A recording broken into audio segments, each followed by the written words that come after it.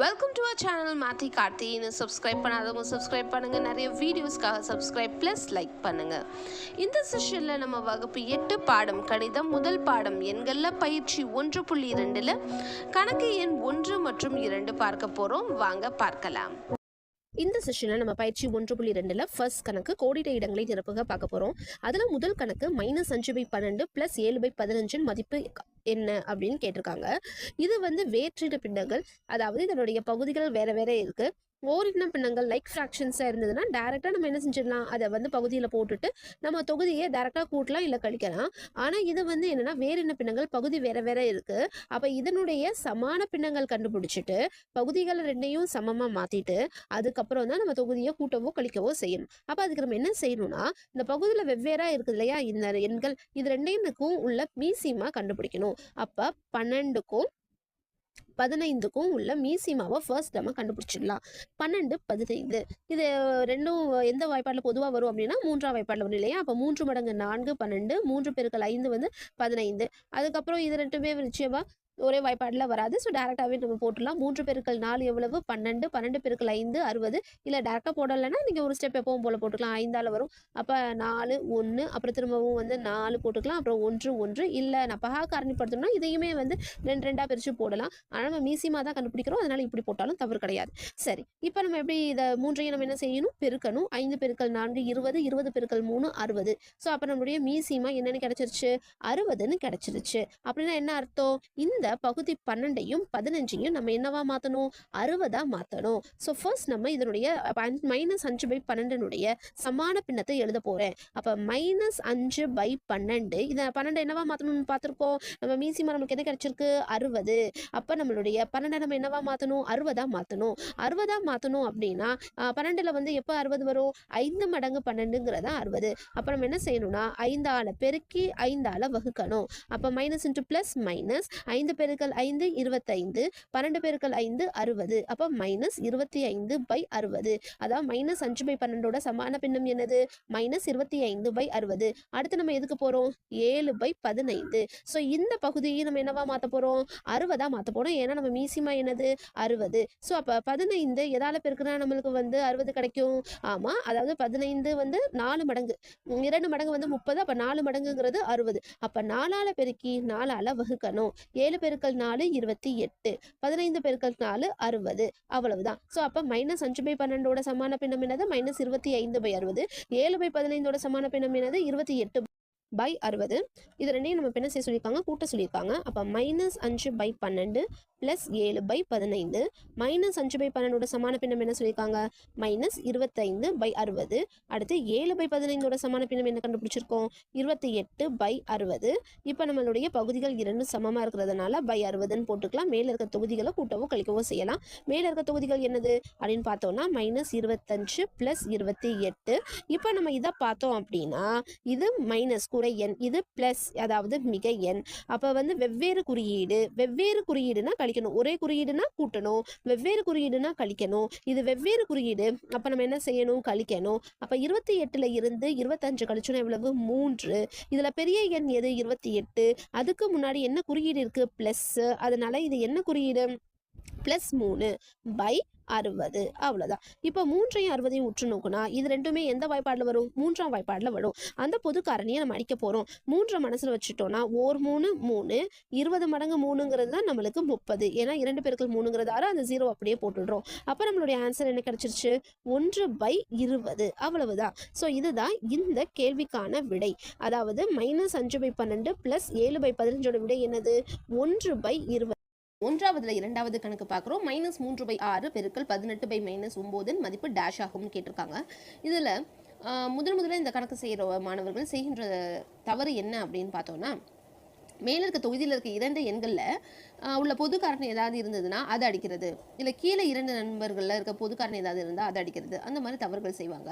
இதுக்கான காரணம் என்னென்னா, ஏன் நம்ம அந்த மாதிரி அடிக்கிறோம், பொது காரணிகள் அடிக்கிறோம் அப்படிங்கிற புரிதல் இல்லாததுனால தான்.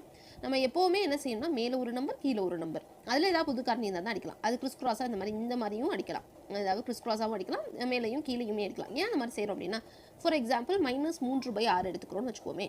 இதை நம்ம எப்படி எழுதலாம் அப்படின்னா 3 பெருக்கல் -1 3 பெருக்கல் 2ன்னு 6 எழுதலாம். இப்போ 3/3 3ஆல் வகுத்தோம்னா நமக்கு என்ன பதில் கிடைக்கும்? 1. அப்போ தான் அதனால தான் நம்ம இந்த 3 நம்ம என்ன செய்கிறோம்? அடித்து -1/2ன்னு ஆன்சர் எழுதுறோம். ஷார்ட்கட்டாக நம்ம இதை எப்படி பண்ணுறோம் அப்படின்னு பார்த்தோம் அப்படின்னா 3 மனசில் வச்சுக்கணும். ஏன்னா இது ரெண்டுமே 3ஆம் வாய்ப்பாடில் வரும். அப்போ 3 3 2 பெருக்கல் 3 6 அதனால -1/2 அப்படின்னு இந்த ஆன்சரை டேரெக்டாக நம்ம போடுறோம். ஸோ இப்படி தான் இந்த கணக்குகளை நம்ம என்ன செய்கிறோம்? போட ஆரம்பிக்கிறோம். ஸோ இப்போ நம்ம என்னென்னா சிம்பிளாக நம்ம சொல்லணும் அப்படின்னா மேலே ஒரு நம்பர் கீழே ஒரு நம்பர் நம்ம அடிக்கலாம். பொது காரணிகள் இருந்தால் அது கிறிஸ் கிராஸாகவும் நம்ம அடிச்சுக்கலாம். இன்னொன்று என்ன செய்யலாம் அப்படின்னா நம்ம வந்து இது அடிக்கும் பொழுது இது எந்த வாய்ப்பாடில் வருது அப்படிங்கிறத மனசில் வச்சுட்டு அது எத்தனாவது மடங்கு அப்படிங்கிறத நம்ம வந்து அடித்து நம்ம பதிலை எழுதலாம். ஓகே, இந்த கணக்குக்கு நம்ம ஸோ நம்ம கணக்கு என்ன அப்படின்னா -3/6 பெருக்கல் 18/-9 இல்லையா? ஸோ அப்போ இந்த 3ஐயும் 6ஐயும் நம்ம உற்று நோக்கணும்னா இரண்டுமே எந்த வாய்ப்பாட்டில் வரும்? 3ஆம் வாய்ப்பாட்டில் வரும். அப்போ 3 மனசில் வச்சுக்கணும். 3 3 அந்த மைனஸை நான் அப்படியே எடுத்துக்கிறேன். 2 பெருக்கல் 3 என்னது? 6. ஸோ முடிஞ்சிருச்சா? இப்போ அடுத்து நம்ம வந்து அடுத்தது பாருங்கள் 18 9 இது ரெண்டுமே எந்த வாய்ப்பாட்டில் வரும்? 9ஆம் வாய்ப்பாட்டில் வரும். அப்போ 9 மனசில் வச்சுக்கோங்க. 1 மடங்கு 9 9 இல்லையா? அப்போ 9 9 9 மனசில் வச்சுக்கணும். 9ஆம் வாய்ப்பாட்டில் எப்போ 18 வரும்? 2 மடங்கு 9 18 அவ்வளவுதான். இப்போ அடுத்து வேற ஏதாவது நம்ம அடிக்க முடியுமா? பாருங்க, இது ரெண்டையும் அடிக்க முடியாது. இது ரெண்டுலையும் பார்த்தோன்னா இந்த மைனஸ் மைனஸ் என்ன செஞ்சிடலாம்? கேன்சல் பண்ணி விட்டுடலாம். அடுத்து வேற அவ்வளோ ரெண்டை பாருங்க, இந்த ரெண்டு அடிக்கலாம்ல. ரெண்டுமே எந்த வாய்ப்பாடில் வரும்? 2ஆம் வாய்ப்பாடில் வரும். அப்போ நம்ம என்ன செய்யலாம்? 2 மனசு வச்சுக்கோங்க. 2 2 2 2 அவ்வளோதான். ஸோ வேற ஏதாவது அடிக்க முடியுமா? முடியாது. அவ்வளோதான். ஸோ அப்போ இது அவ்வளோதான், பெருக்கிடலாம். 1 பெருக்கல் 1 1 1 பெருக்கல் 1 1 1 வகுத்தா நமக்கு என்ன தான் ஆன்சர் கிடைக்கும்? 1 தான் ஆன்சர் கிடைக்கும். அப்போ -3/6 பெருக்கல் 18/9 மதிப்பு என்ன? 1 ஆகும். இதுதான் நம்மளுடைய ஃபர்ஸ்ட்டில் செகண்டுக்குள்ள ஆன்சர். வாங்க தேர்ட் சம்க்கு போகலாம். நம்ம 1வது 3வது கணக்கு பார்ப்போம். -15/23 வகுத்தல் 30/-46 மதிப்பு டேஷ் ஆகும் அப்படின்னு கேட்டிருக்காங்க.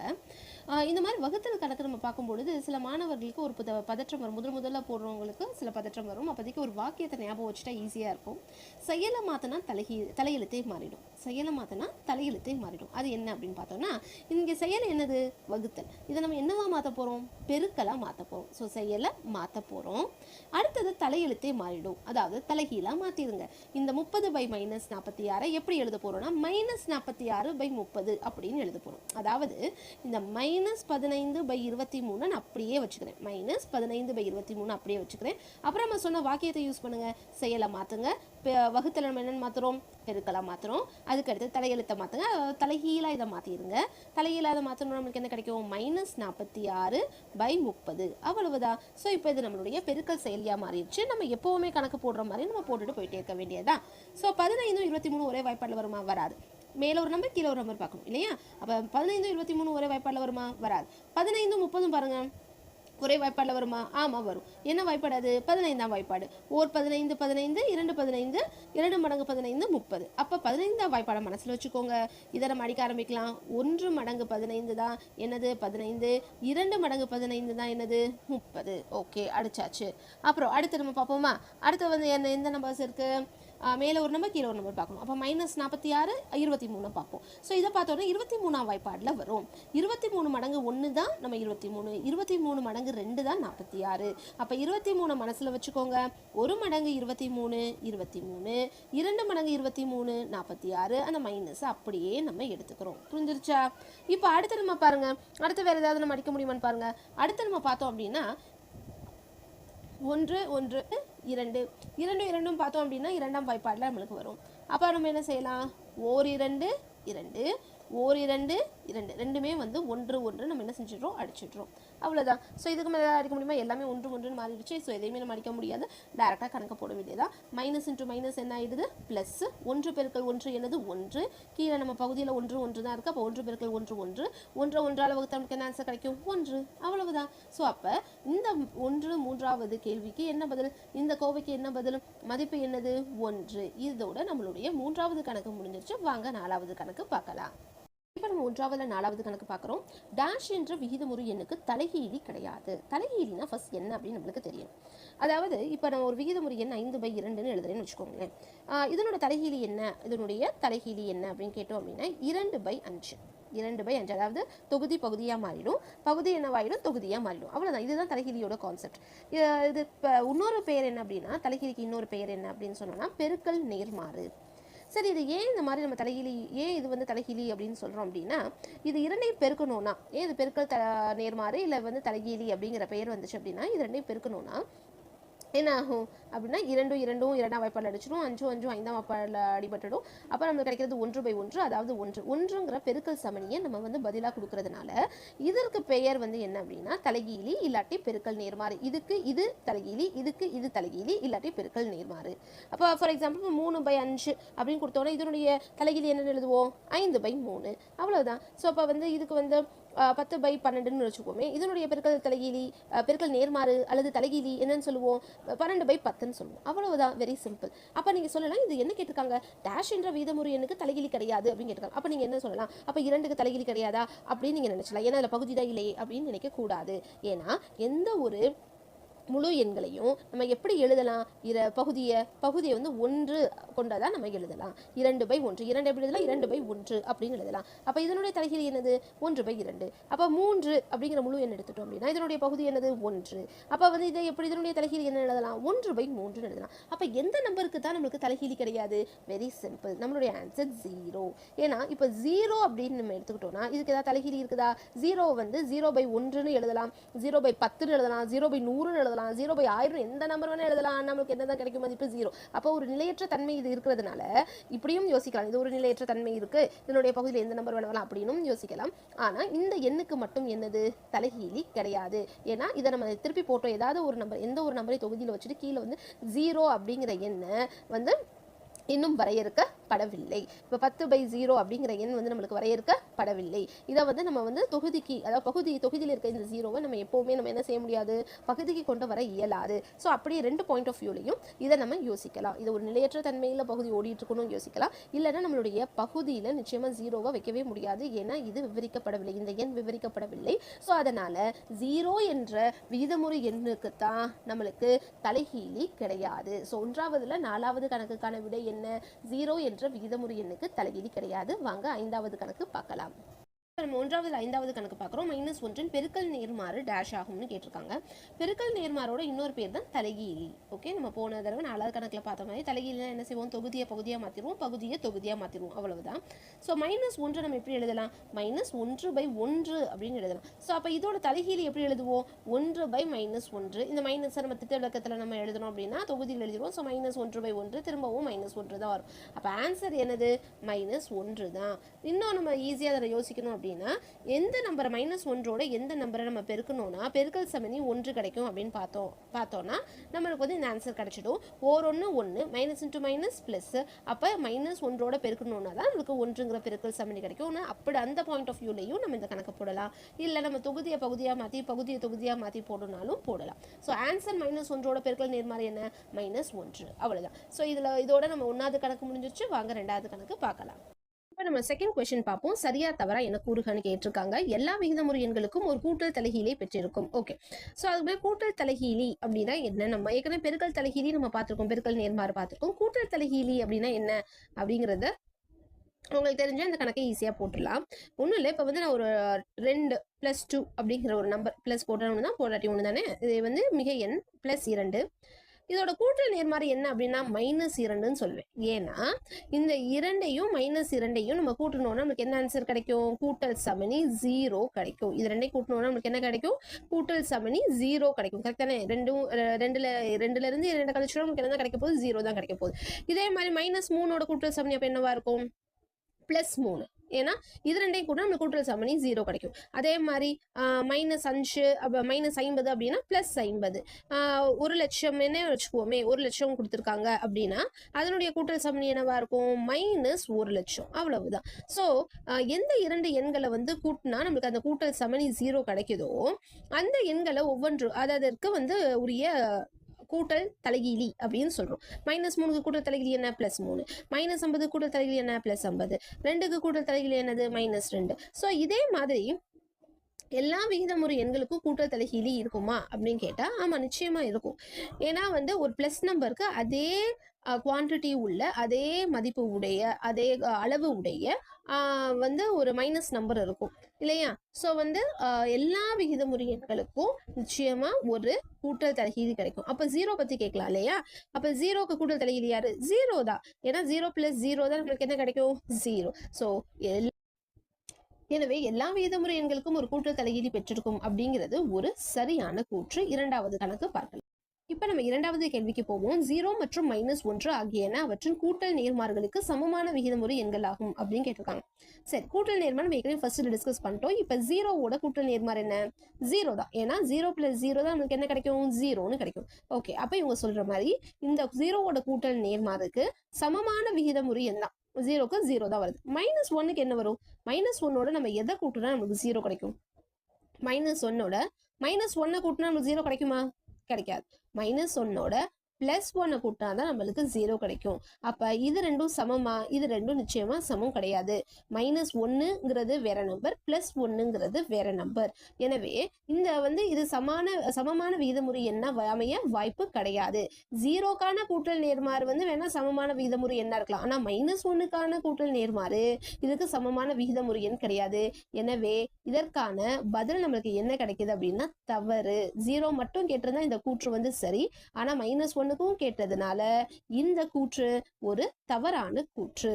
இப்ப நம்ம ரெண்டாவது மூணாவது கொஸ்டின் பாக்குறோம். -11/-17 கூட்டல் நேர்மாறு 11/17 கேட்டிருக்காங்க.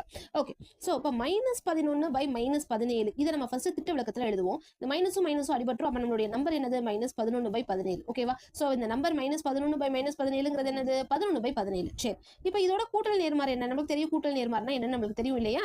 சோ இதோட கூட்டல் நேர்மாறு பிளஸ் நம்பரா இருந்தா நம்ம மைனஸ் எழுதுவோம், மைனஸ் நம்பரா இருந்தா நம்ம என்ன எழுதுவோம்? பிளஸ் எழுதுவோம். சோ இதோட கூட்டல் நேர்மாறு என்னது? -11/17 தான் ஆன்சரா வரணும். ஆனா இவங்க என்ன கொடுத்திருக்காங்க?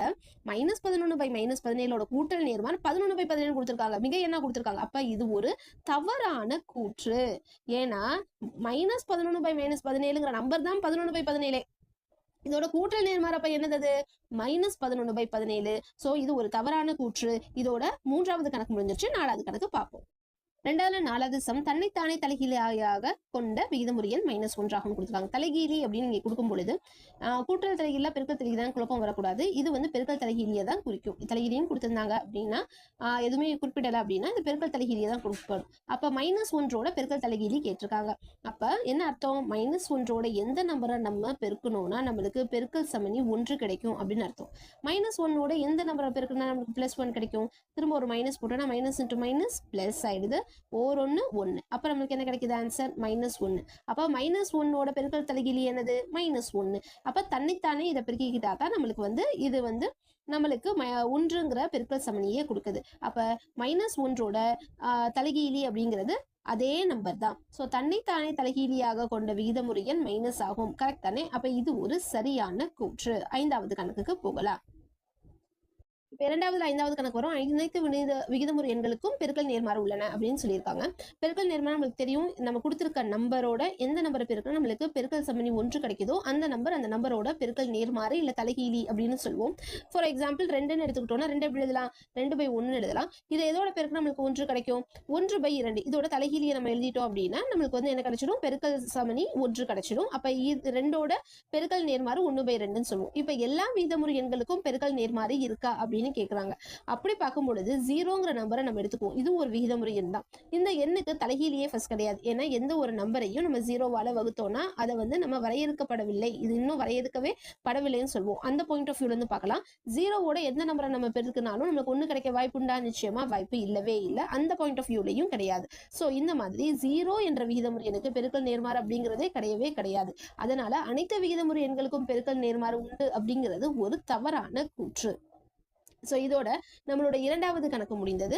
அடுத்த கணக்குகள் 3, 4 பயிற்சி 1.2 உள்ள அனைத்து கணக்குகளுக்கும் என்னோட சேனல் மாத்தி கார்த்தியை சப்ஸ்கிரைப் பண்ணுங்க. மேலும் பல வீடியோஸ் போடுறதுக்கு லைக் மற்றும் சப்ஸ்கிரைப் பண்ணுங்க. இது நம்ம சேனல் மாத்தி கார்த்தி. பாய்.